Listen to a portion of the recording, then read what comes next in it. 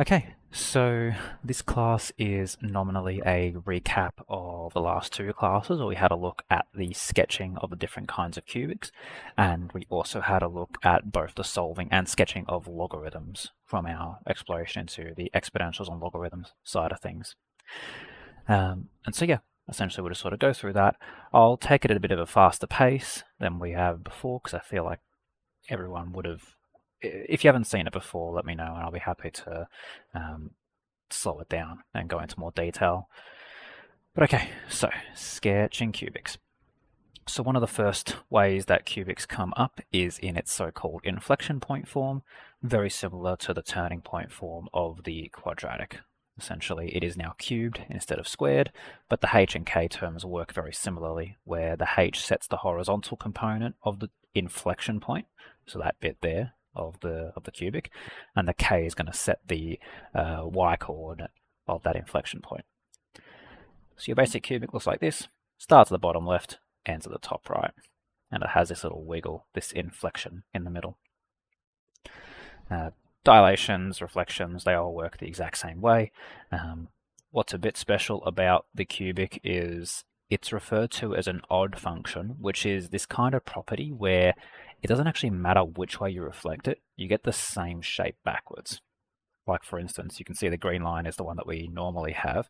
If you were to flip it downwards, you would get to the orangish, reddish thing. Alternatively, if you flipped it horizontally, you can see it's also got that symmetry as well. That's what's referred to as an odd function. So essentially, and the math also supports that as well. Putting a negative sign on the x versus having it outside of the x is mathematically the same thing when it comes to a cubed function. So whatever reflection type you have, it'll always just default to essentially flipping it from going bottom left to top right, and now goes top left to bottom right. So when it comes to sketching your inflection point cubics, it's basically the same as sketching quadratics, where you want to find your axes intercepts, your endpoints, and in quadratics you need a turning point, in cubic you need an inflection point. So if we have a look at a quick example, we look at our h and k terms. This +1 means it's a shift left by 1. This -3 means it's a shift down by 3. The inflection point is therefore at -1, -3. Axes intercepts are always done by setting the x and y equal to 0 individually and then simplifying what you get. The y-axis intercept is really easy. That one's just sort of whatever. X-axis intercept is slightly more challenging than what quadratics would have been because you have to take the cubed root of a number. And then yeah, you dot, dot, dot, and once you have those dots, it should be fairly easy to draw the curve that goes through those spots. It can really help guide the actual line that you draw. And as always, if you have a restriction on your domain, just sub in the endpoints that you were given for the x values, get the corresponding y values, and then, well, draw those up accordingly. That's the inflection point cubics. I know I went through that at a faster pace. Is there anything that I should clarify further on that?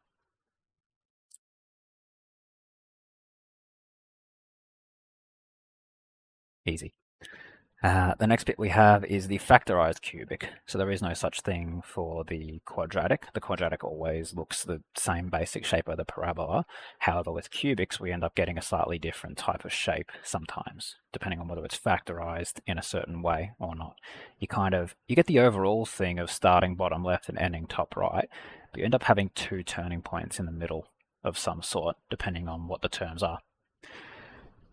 The things that matter are going to be the overall sign of your cubic, whether it's a positive or a negative cubic, whether you have linear terms, that's these things, each of these are linear terms, or repeated linear terms, which would be as if you had one of them but raised to the power of 2. It's a repeated version of that linear.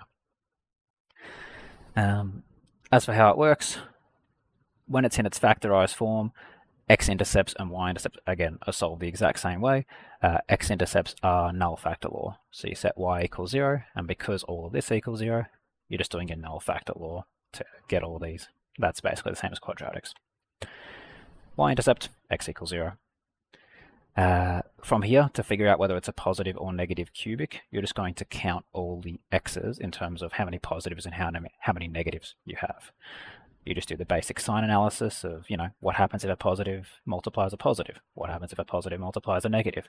You just go through that, through all the x's, and whatever you end up with is whatever the sign is, positive or negative. This one comes out to be positive. You had 3 separate positives, which is why it's going to start at the bottom left and end at the top right. As for all the other key features that we had, we're also going to dot those out. So we had the -2, the 1, and the 3. There's your -2, 1, and 3. And the y-intercept of 6, which is that. So it's positive, starts at the bottom left, cut through your first key feature, turn back around. Once you hit the y-axis, you label it. Cut through the next key feature, turn back around, cut through the final key feature. And as long as you're starting and ending at the top right, and then cutting through these in the lowest number of curves possible, you've now drawn a cubic. Those are the basics there. Any questions as to how that came to be?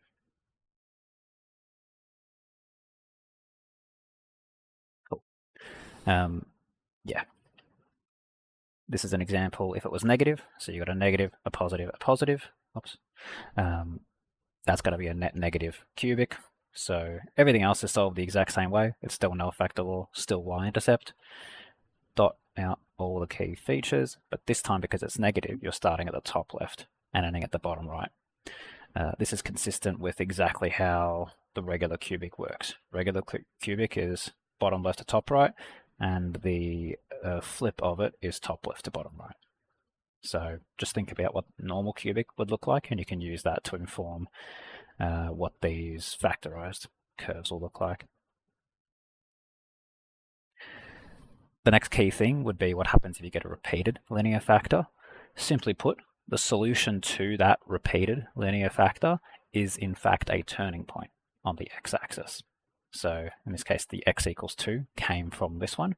And so when you have it at x equals 2, instead of cutting through that, you're now going to turn on that instead. Turns and then comes back up. As for the other things, because it's repeated, that x counts for 2. Right, there's 2 x's in there. And so make sure you factor that in when you do your sign analysis for whether it's a positive or a negative cubic. In this case, it's positive, so starts bottom left, ends top right. And yeah, as long as you're going through those key features and doing curves that look decent, you'll get the right shape. And just here's the negative example: 1 negative x, 2 positive x's. So it starts top left and ends bottom right instead. If you have an irreducible quadratic factor, or in other words, just your quadratic factor doesn't actually have any solutions, x squared plus 1 has no real solutions, it just means you only have one x-intercept in that case. So you still do your sign analysis. This is a net negative cubic, 1 negative x, 2 positive x's. And so yeah, you just draw the 1, draw the other one that it goes through, and because it's negative, you start top left, end bottom right. Under those cases, you can usually just sort of get away with doing a little wiggle there. Technically speaking, that will not always be what it looks like, but that is beyond the scope of methods, at least tech-free. Tech-free, we really don't have that many reasonable options to get exactly what this term does to the curve. We explored that a bit last time when we looked at this as a dedicated lecture. Point being, as long as you're going through the key features that you just found and behaving the same way as a positive or negative cubic would be, in that it starts and ends at the right spots, what you do in the middle here is kind of a bit wishy-washy. Just as long as you get something that looks like a cubic, you'll be fine. Because of that, it doesn't usually show up in SACS at all, because there's a lot of ambiguity there. So this really isn't something you should worry too much about. It's more so when you see it in the book. And rightly so, it's also in the CAS section, right? So they don't even want you to do it tech-free. You won't see anywhere where there's a quadratic term in any of these that's non-CAS, simply being because it's really hard to figure out, do I do a small wiggle or do I do like 2 separate turning points? And that'll be for way later. Cool. All right. Those are all the fundamentals of the cubics stuff. Do we want to look at any particular questions from that sort of stuff, or move on to more lecture stuff for the logarithms?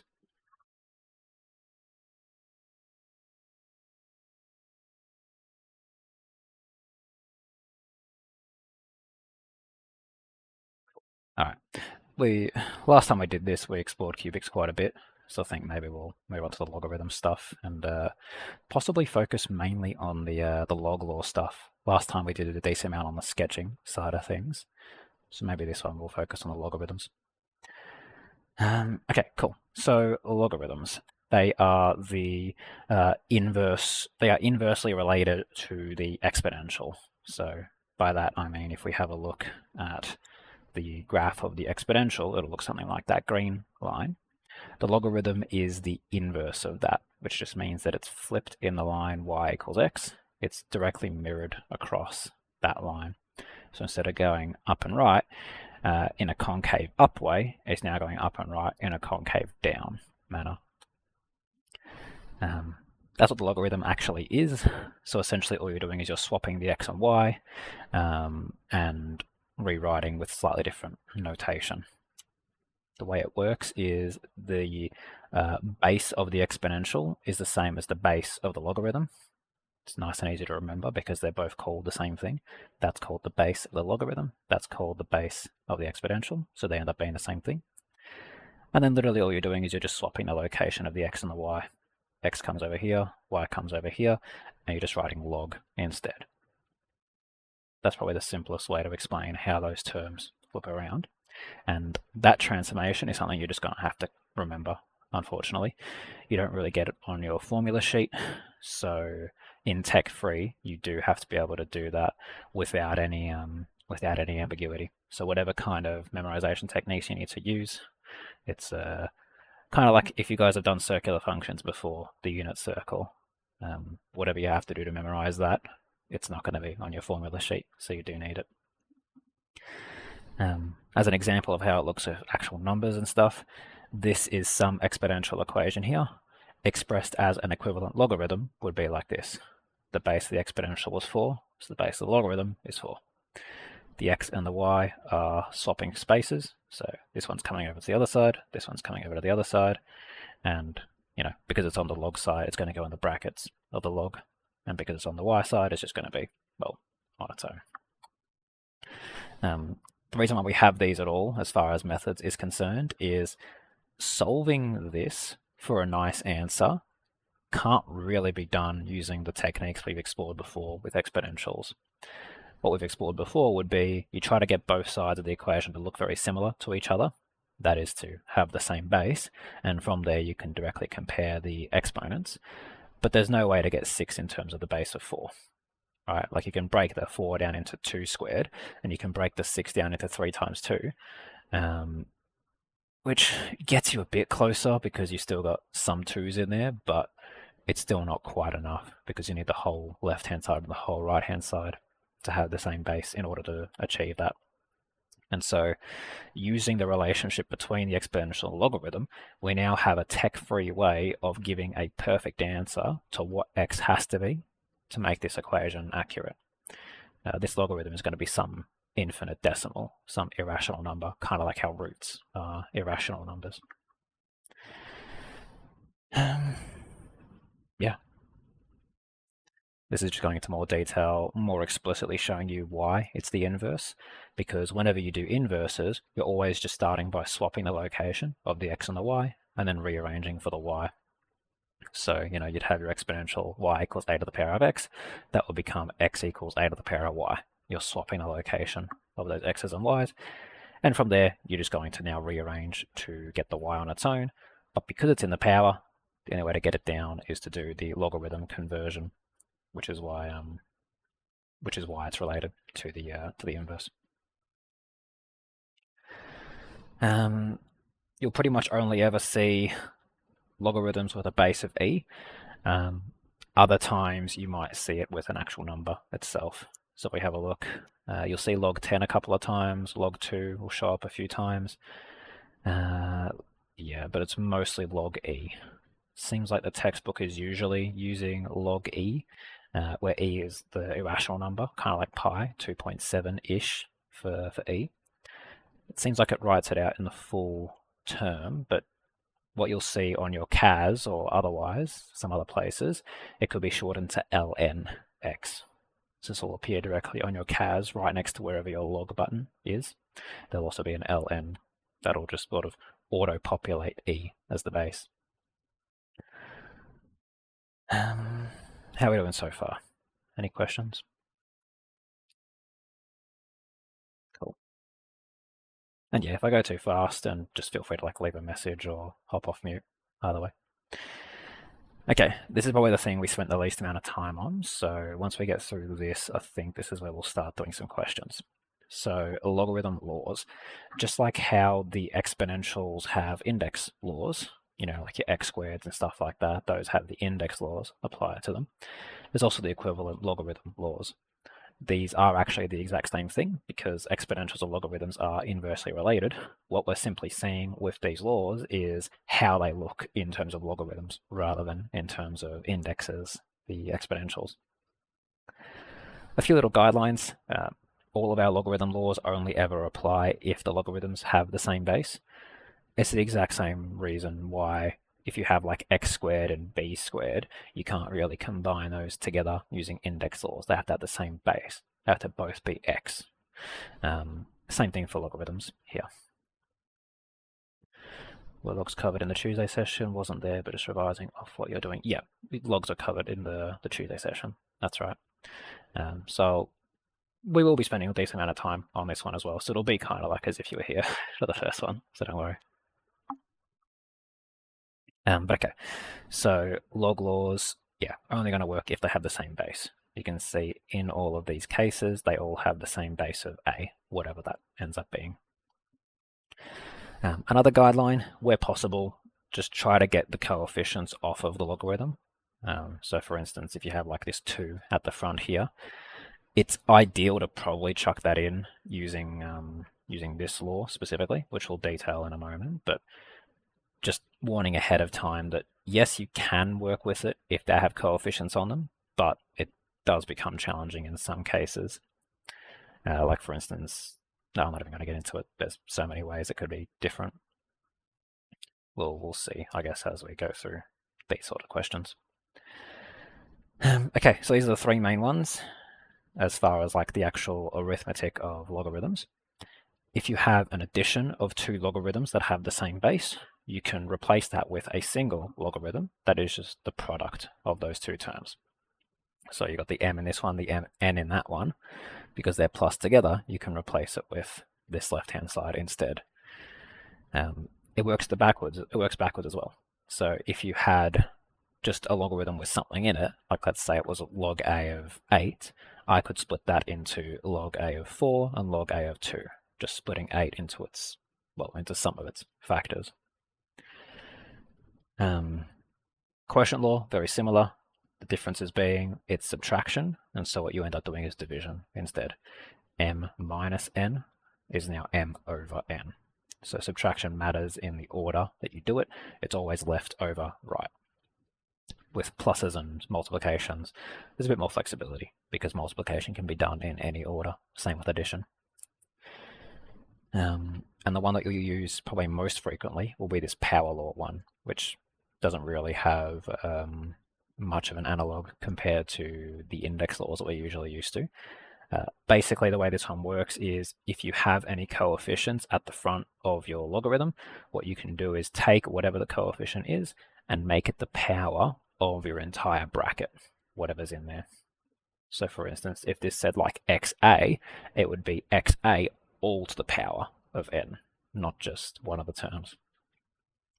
And the same is true in the reverse. If you have a power in here and you don't want it on there, you can bring it out the front of the logarithm. Those are the main arithmetic stuff there. Yeah, we could probably go off of that already. You need anything more than that? Possibly not. If we do, I'll go back into it.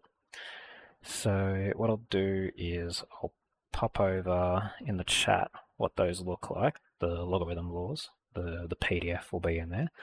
And if you don't like a PDF, I'll also do a screen grab of specifically these. And all we'll do is basically go through and exercise a bit of these before we move on any further. I didn't DM that. Cool. Nice. Everyone can see it. Okay, where are we going to start? Let's start with... They have to be numerical. Let's just start with here. Cool. So I'll move on to the handwritten section and I'll start writing out some. Let's do them together.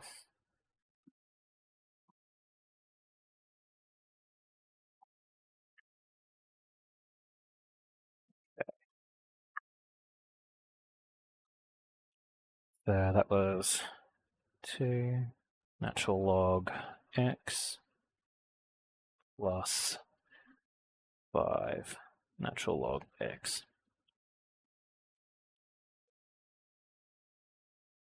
All we're trying to do is simplify this one as far as we possibly can. I'll also leave it up on the all the log laws on the screen share as well, if you'd rather look at it there. So this is the one that we're trying to simplify. All we're trying to do is make it look as simple as possible. Any thoughts what we could do?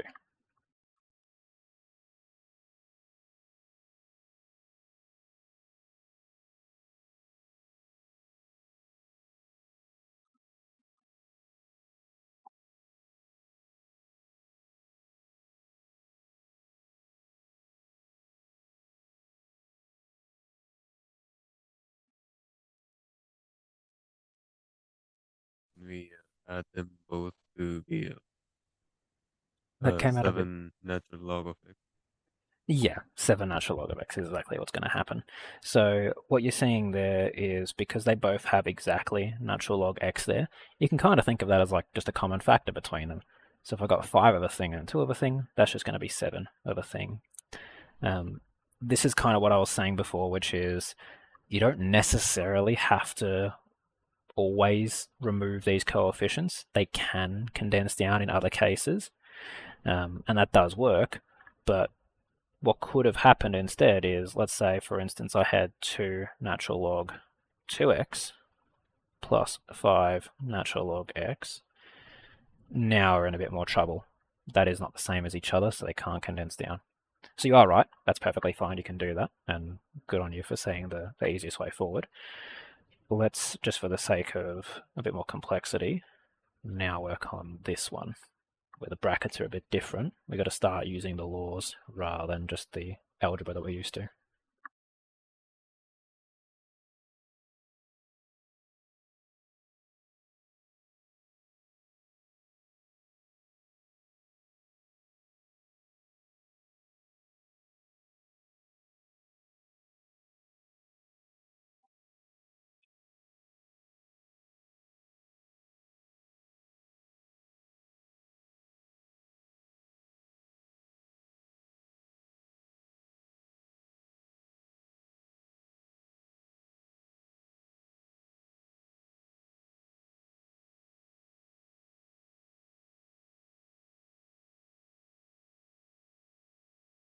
One of the things you'd want to do when trying to consider this would be like, okay, I have this expression in front of me.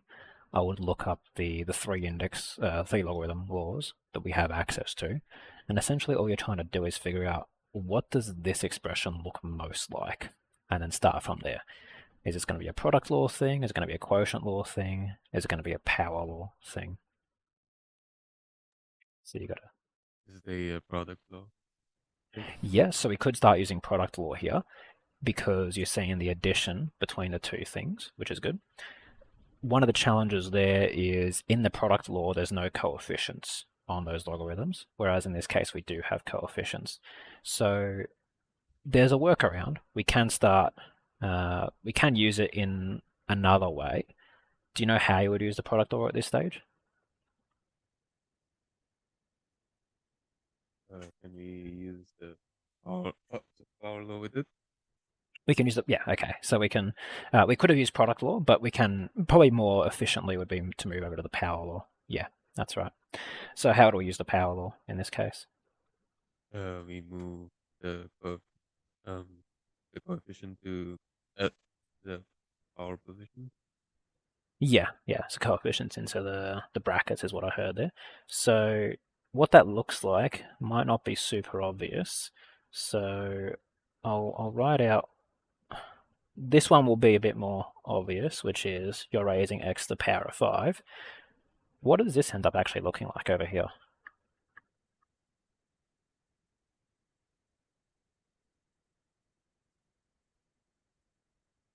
This is going to be 32x to the power of 5.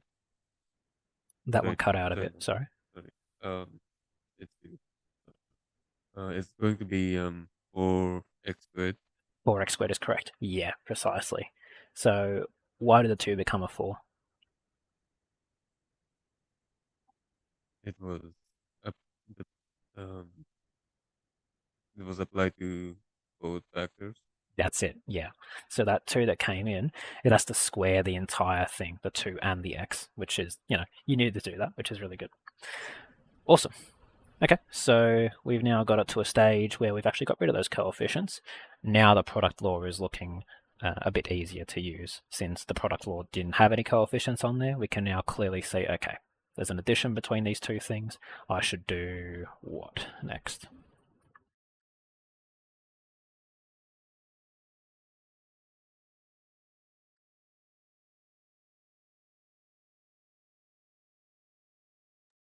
We can use the product law from here. Yeah, that's right. So the product law would be used here, absolutely. We got rid of those coefficients. What's the end result going to look like?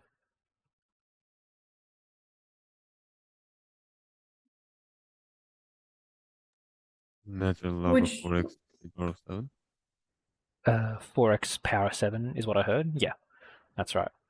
Are you going to say that as well? Yeah, easy. Natural log 4x power 7 using the index laws. So basically what's happened is we've multiplied those two things together. x5 and x2 make x7, and, well, there's only one coefficient there, so we leave it as is. Perfectly fine to leave it like that. An alternative, if you wanted to, no, actually it would make it worse. That's a power of 7. I was going to see if there's a way to take the power out, but that's just not going to really happen nicely. Yeah, easy. Just to highlight a little bit more about what we could have done with the product law would be to look at this bit here specifically. So 2x just means 2 multiplied by x. So what we could actually do is use the product law kind of in reverse, which is we take this down here and we have 2 and then 2 more logarithms. We have natural log 2 plus natural log x. And the reason why that might be appropriate is because of that split. Everything now has the same base, and we basically just get back to this stage here where we had, okay, that's a natural log, that's a natural log, but it's still not, yeah, actually no, I'll take that back because this isn't the same. This one becomes a bit easier to combine into this, but having this here is still a bit nasty. So there might be some room in there to still play around, but what we just did here was probably the most effective way, getting the coefficients into the powers and then using the product law at the end. Okay, well, there's a couple examples of just the fundamental laws. Let's take it a step further and have a look at some what are referred to as the logarithm identities.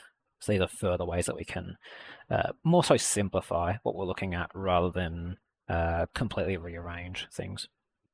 So if we have a look back at the screen share, we'll have a look at a few of them. We're going to go through a fair few of them. You do ideally want to have these memorized, but if in the case when you're in your SAC or exam, you're like, oh shit, I think this is simplifiable, I just don't remember which one it is, all of these logarithm laws can be actually created by the same method, which is if you have a logarithm that you think can be simplified further using one of them, start by just grabbing whatever that logarithm is and then letting it equal to y, just some variable, to say, okay, I don't really remember what this is, but it's definitely equal to something. What can I get? What you do once you have that statement is you flip it to an equivalent exponential. So the base a is the same as the base a over here. The y and the a flip sides. This statement is a lot easier to evaluate than this statement. You have a to the power of y equals a. The only way that's going to work is if y is equal to 1. So if y equals 1, log a of a must equal 1. This is the kind of proof you can do for literally all of these identities if you wanted to, just in case you needed to re-remember which one's which, because some of them look similar, right? Like this one here says if the base and bracket are the same, that always equals 1, whereas this one here says if the bracket is 1, the logarithm equals 0. People get these two flipped around backwards all the time. And so if you're worried that you might get it flipped, you can prove, you can create what that proof would look like to figure out, okay, which one do I actually have to do here? But okay, so these are just things you've got to memorize. Base and bracket are the same. Your logarithm equals 1. Bracket is 1. Logarithm equals 0.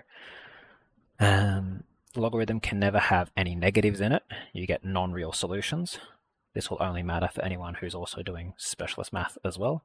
For methods, we don't really care about the difference between non-real and just doesn't exist. And if you have 0 in the brackets, you get undefined. That's another one that's also a bit confusing. Right, 0 in the brackets gets you undefined. 1 in the brackets gets you 0.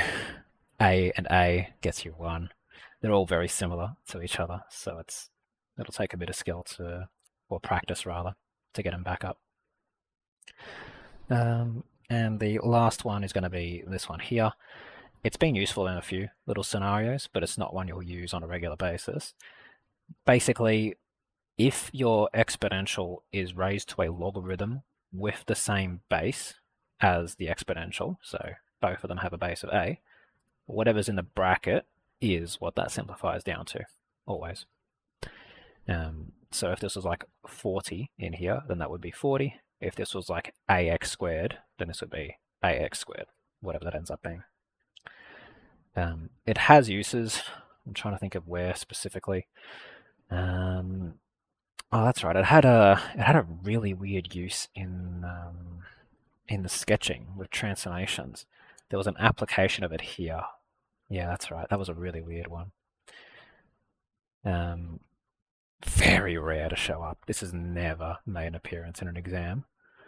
So won't worry too much about that one. We did discuss it the last time we had a look at it, so if you're still curious, you can watch the recording back on that, which will go live at least by the end of this week. But okay, that's just another identity that you can use. Let's chamber it there and just start using these. So you've still got the same PDF if you want to have a look at all those identities again. Alternatively, I can do a screen grab of this so you can see them all at the same time.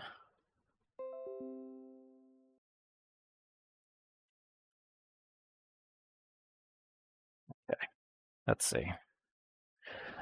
I don't know if those are going to be super useful right now, but when we have a look at some of these, I imagine there'll be stuff that we can do with it. Let's go to something like, yeah, let's do something like this. That looks like it might be doable. Okay. Log 2 of x minus log 2, oh, 2 log 2, whoops. 2 log 2 y plus log 2 xy squared.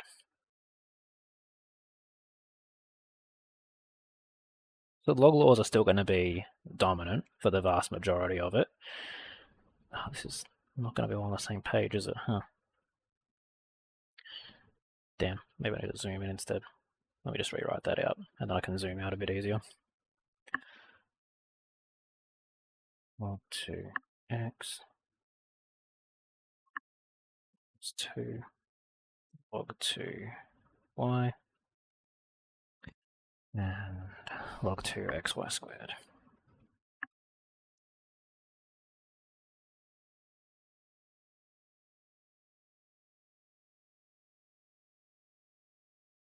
Yeah, that'll be better.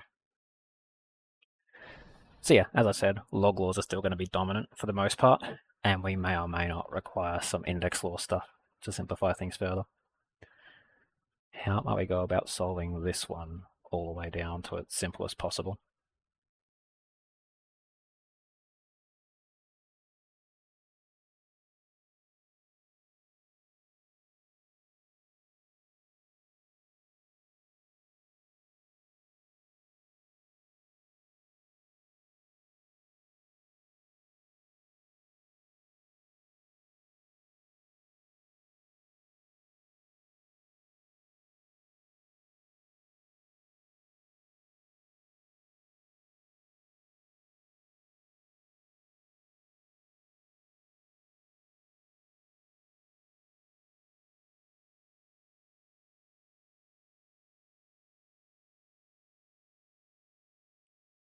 As a good rule of thumb, usually a great place to start would be trying to do any power law stuff, because that will get the coefficients out of the way and make it a lot easier to use the other two laws afterwards.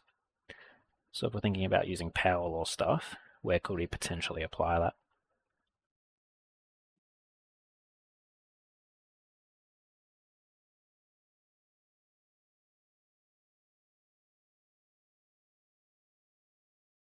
It could be powers on terms, or it could just be looking at the coefficients instead.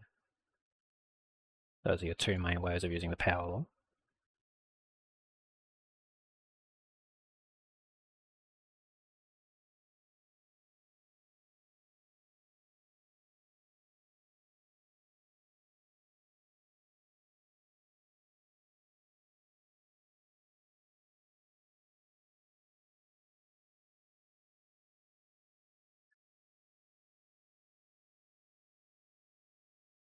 Okay, so step one would be ideally to try and make sure any coefficients on the logarithms aren't there anymore. And the way we do that is with the power law. So if there's a coefficient at the front, we can bring that into the bracket of the logarithm by raising everything in the bracket to the same power. So if we're identifying that this one has a coefficient of 2 on it, and we want to try and remove that coefficient from the list, how might we rewrite that to no longer have a coefficient?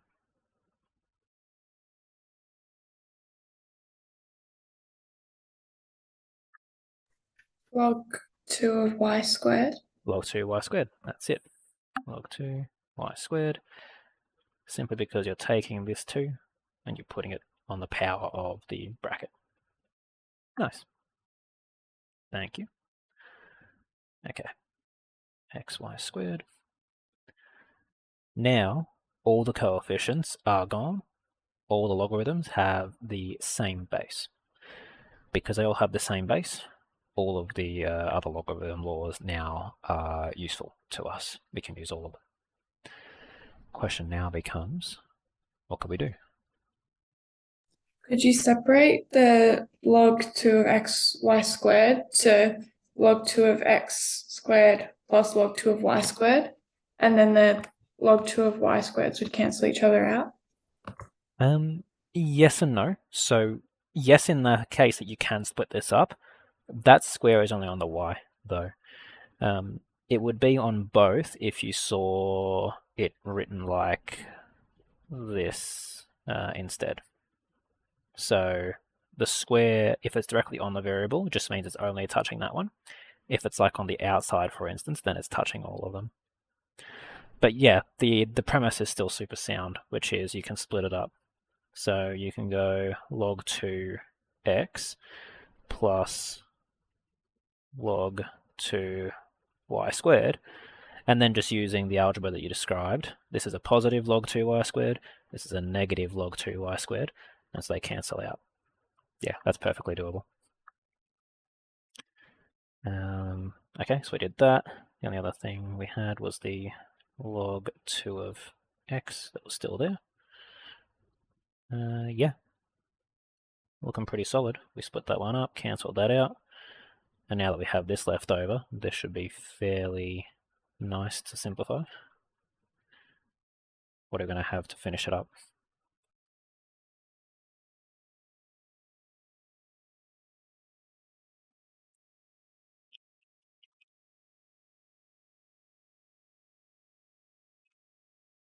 Log 2x plus a log 2x.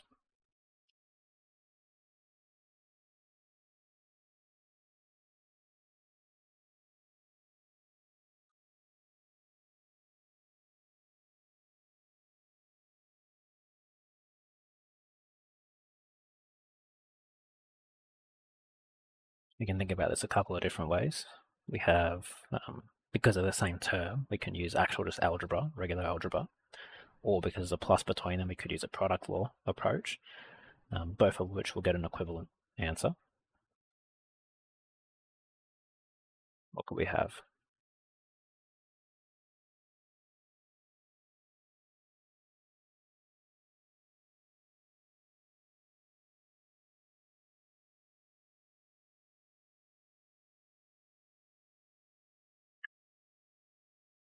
Okay, so the two main ways of doing it, log 2x, they're the same thing.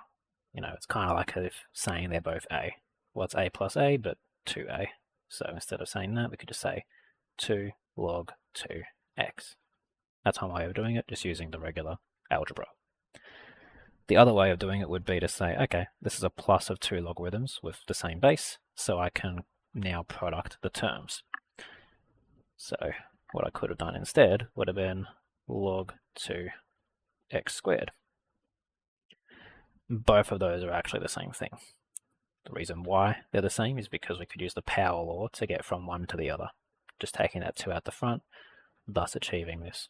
So whichever way you do it, both of these are considered to be the same level of simplified. So whichever one of these answers you give is up to you when you do it. Clear enough on how that's worked?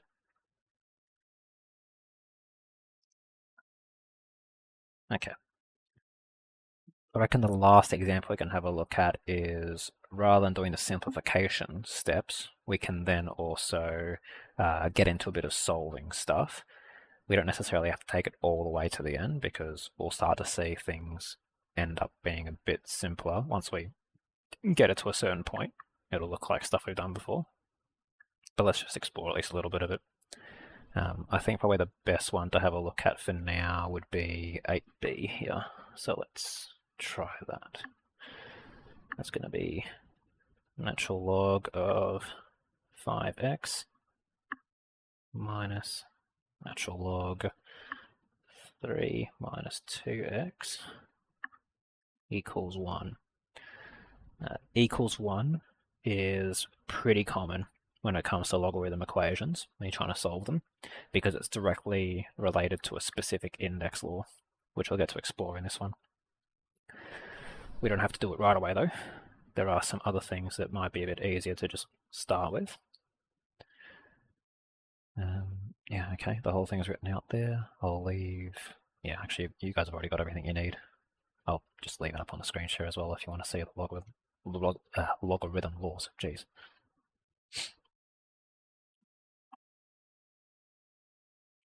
Probably two main ways you could start this one out.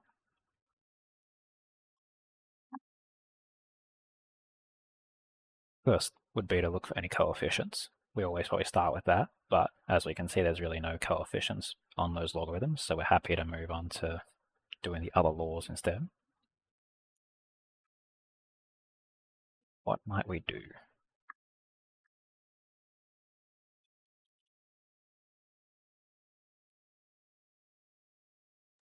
Can we use the quotient law with this? Sorry, I just choked. I was taking a sip. Oh my god. Oh yeah, quotient law's good. So sorry. Dear God. Yeah. So specifically, how's that going to look? Oh my god. Natural log of 5x divided by 3 minus 2. Yeah, that's good. Nice. So quotient law, the direction matters. The left-hand side goes on top of the right-hand side. Nice. Oh man, never inhale water. Awesome. Alright, so that's looking pretty simple, or simplified a lot. How we go from here, we haven't quite explored yet, although what you need is on the screen share in the logarithm identities specifically that we can start using here.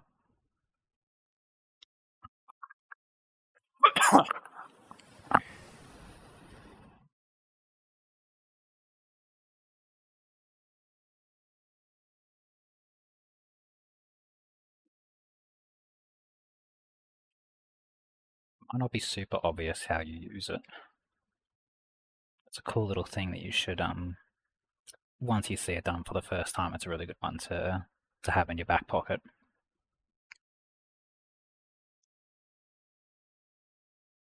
Is it natural log of e? Like, can we convert? Yeah, that's exactly right. So you keep the left-hand side the same, and this one requires a bit more foresight because whenever you have 1, that's always the same as log a of a when the bracket and base are the same. So the next logical step to take is to be like, okay, if I can choose any base, why not choose the same base as the one that I already have? Now that I have natural log e and natural log of this, we can do more logarithm law stuff, but because these are the exact same, what we can essentially do is just skip over and now look at the brackets. That is to say that 5x over 3 minus 2x is now the same thing as e. That's what you can do there. Alternatively, you could bring this over as like a subtraction and then use another quotient law. That's sort of getting a bit messy. So if you can see this sort of similarity here, you're essentially just comparing brackets once everything else is the same as each other. That's one way of doing it, which is using that identity. The other would be to flip to the equivalent exponential form, which is basically, you've got your log e of something equals something. You can flip that to an equivalent exponential form, which is a bit harder to see, but it ultimately just gets you back to the same spot anyway. So, yeah, you'd essentially have the e from here to the power of 1 over there, which is obviously just e, and then this bracket comes through. So if you know your ability to flip from exponential to logarithm, you can go straight for this if you want, but this is probably a bit better or a bit safer to do because there's a little bit less going on. Once we're here, how we take it from here is essentially just solving the same way we solve a hyperbola. Does anyone need to revise how we would solve something like this? Or are we happy to just sort of move on from here? Because this is still just fundamentally linear at this point. You'd have your 5x equals e bracket 3 minus 2x. Getting x on its own. We can do it if you want, but this is getting a bit on the simpler side. Anyone want me to go through the whole thing, or shall we move on?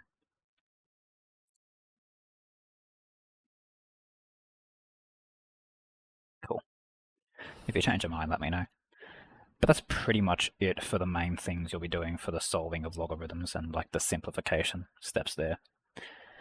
There's a few other things that we went through in the last lecture that's probably not super, like it has its uses, but in terms of like what's SAC and exam useful, we've covered all the things that are the most useful bits.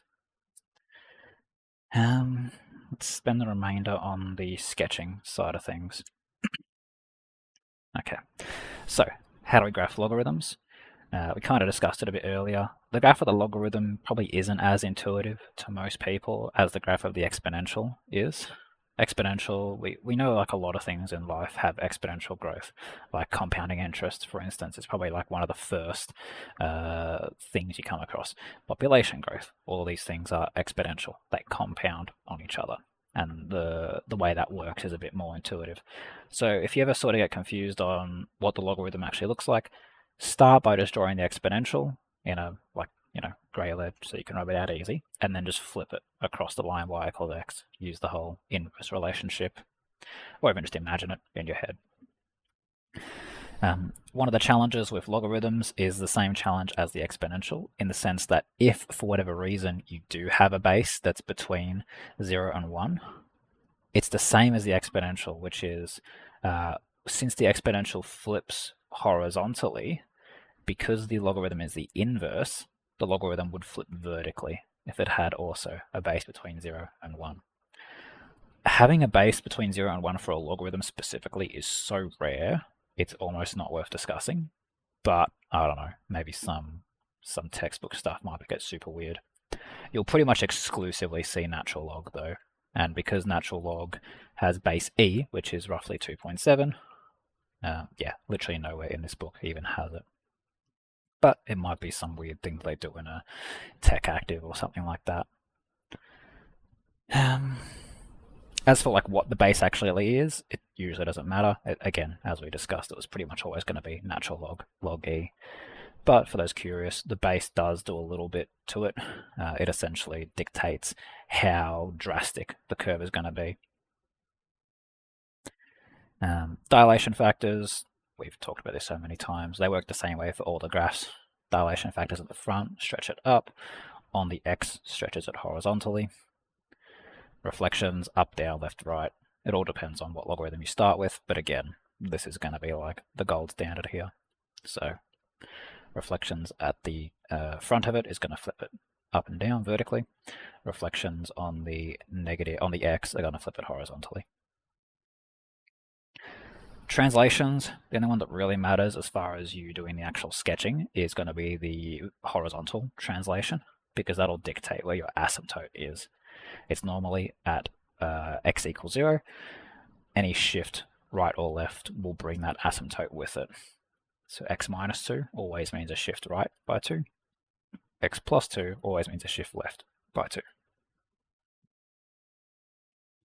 Vertical translation, yes, it does change the curve, but as far as what you're actually doing to sketch it, all it's actually doing is changing what you label the axes intercepts. So realistically speaking, you just ignore it and only use it in the actual algebra when you solve your intercepts. So yeah, to highlight that again, you're only ever trying to find the vertical asymptote, which is the horizontal term, and the x and y intercepts, which you may or may not have both. These graphs, for instance, do not have a y-intercept. They have an asymptote at the x equals 0, so they never actually touch. So it's worth drawing a rough sketch of what your graph looks like ahead of time. That way you can figure out, do I even bother trying to find something that may or may not exist? If you do try to find it and it doesn't exist, the brackets of your logarithm are going to come out to be negative or 0. This is either going to be non-real or undefined, depending on which one you got. You don't actually have to really know the difference between them, in methods anyway, both of which is essentially a failure condition, so there is no y-intercept. Here's the framework.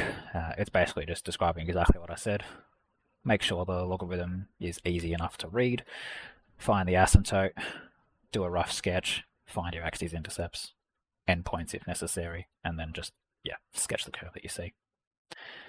So for argument's sake, I made it a nice and complex one just to show you what it would look like to make it easier. This coefficient at the front is kind of just chilling there.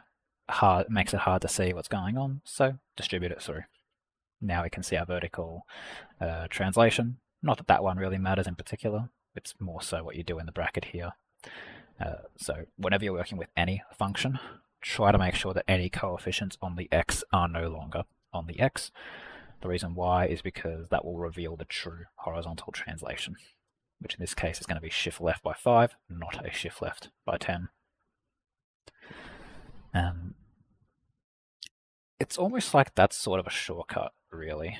The reason why this reveals the true horizontal translation doesn't really have anything to do with the fact that there's a 2 on the x. It's more so the reason why we have an asymptote to begin with. This has an asymptote whenever the brackets equal 0. So fundamentally, when you're trying to find the location of your asymptote, you just want to know what is my x value such that the brackets become 0. 0 equals 2x plus 10. The only possibility is x equals -5, which, sure enough, that tells you. So really it's just revealing something that's a bit of a shortcut, more so than like hard mathematically, you need to get rid of this. It's more so just nice to have it off so you can see it easier, rather than having to solve an equation. But okay, as we described, there's our asymptote, x equals -5. We look at any reflection terms that exist and then adjust accordingly. Normally it goes up and right, now it's going to go down and right because of that reflection. Solving your axes-intercepts. So we've drawn a rough sketch of what it looks like, so we know that we do in fact need to find both the x and the y intercept, so we will do exactly that.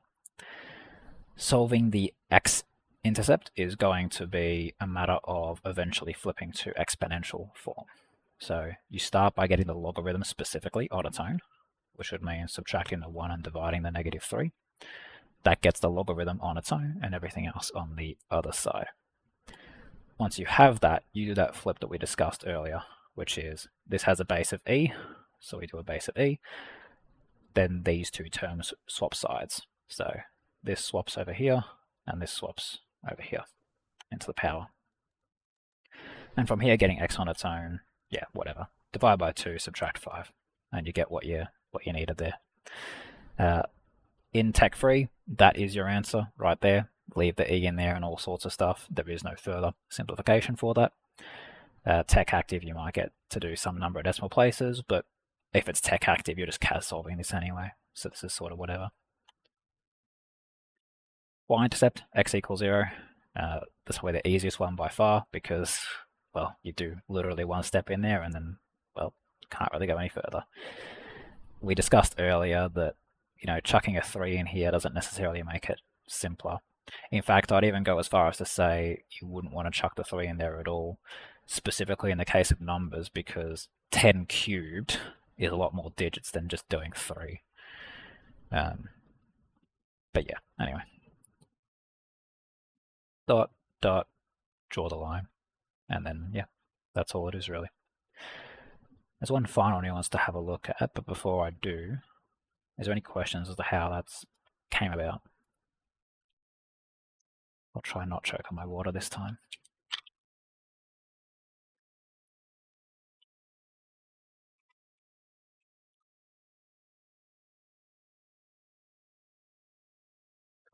Okay, so I'll leave that PDF in the chat for anyone who wasn't here. They can grab a copy of it there. Otherwise, again, all this stuff is on the school website thing anyway. So what's the nuance that I mentioned? It's going to be the fact that these numbers are awful, right? At a glance, it can be kind of tough to figure out, is that even a positive or a negative number?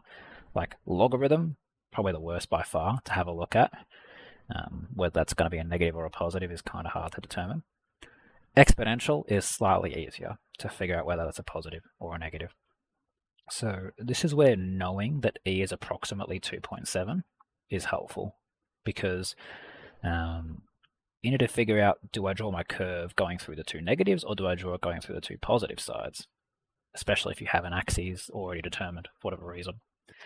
So what I tend to do is I focus on the term that has the exponential in it, because that's the easiest one to approximate. First thing you'd look at is the fact that it's raised to the power of a third. Power of a third just means the cube root of a number. So if you think of the cube root of 2.7, it's going to be roughly like 1 point something, right? It's never going to go below 1, but it's going to be pretty damn close to 1-ish. And so, cool, we know that's approximately 1 point something or other. All we got to do from there is figure out, okay, well, it's being halved afterwards, so now we're going down to like 0 point something or other, and then we're subtracting 5 from it. So if we compare the relative magnitudes of these numbers, we've got a 0 point decimal, and we've got a -5 here.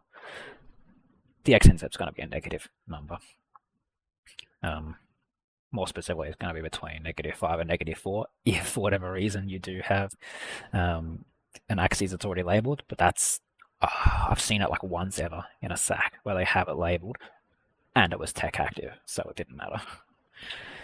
But yeah, once you figure out this one's negative, the other one is obviously negative, because if you start drawing your curve like this, you're not going to suddenly bounce back to try and come over here in the positive. You've got to follow it all the way through, which is why we don't even really care about this one. If we figure out this, the other one follows. If you have a question like this in a tech active SAC or exam, and it doesn't specify whether it wants the x-intercept to be in exact or approximate form, which one would you go with? Exact. So you only ever do approximate when it says correct to number of decimal places. That's the key terminology used when it's required decimal. In all other cases, you give exact. That'll be true for SACs, true for exams. Yeah, that's about it. We've hit time on that one, so we didn't get to practice a sketching one necessarily, but we did in the previous lesson do a lot on the sketching stuff.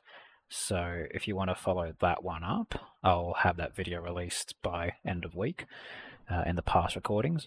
Alternatively, if you guys already have access to the classroom content stuff, there's also the lessons that I've done on that one as well to see more examples of, yeah, probably less complexity than this one. This is a bit extreme. Like if we have a look at some of these sketches, right, it's like, cool, there's no translations. There's maybe one translation in there. You know, it's not nearly as weird as I made it out to be.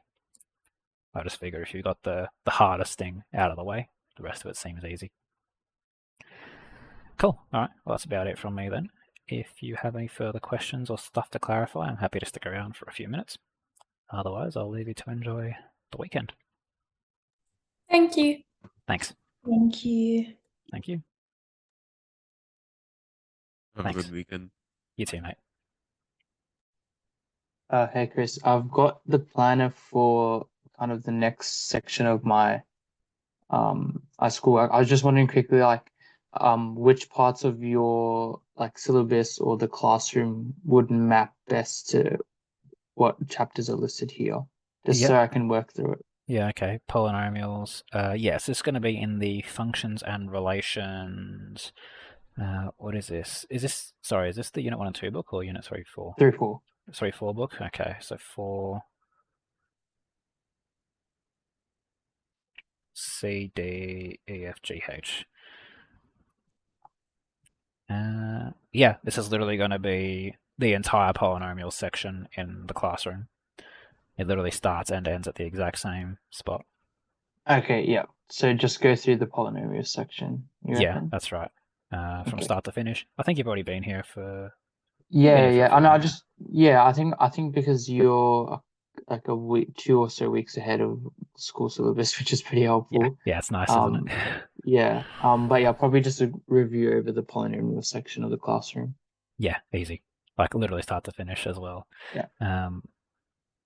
Is there anything? Yeah, even we don't explicitly touch on 4H, but that's only because there's not actually anything new here. It's just, hey, okay, there's now letters in there instead of numbers.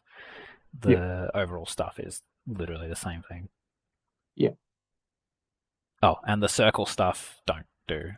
It's unless your school is actually doing it. A lot of schools aren't because it's not in the study design. Okay. Other than that, yeah, it looks pretty chill. If you have any further questions, feel free to like message me as well. That's also cool as well. Yeah. Yeah, if I have any questions, do I just message you on the classroom website? Yeah, whatever you want. I think messages are like slightly, like a minute or two delayed on that. But if you have my number, you can use my number. Like whatever you want to message me on is fine. Yeah, sounds good. Thanks, Chris. Easy. Leave it to it, mate. Bye. Take care.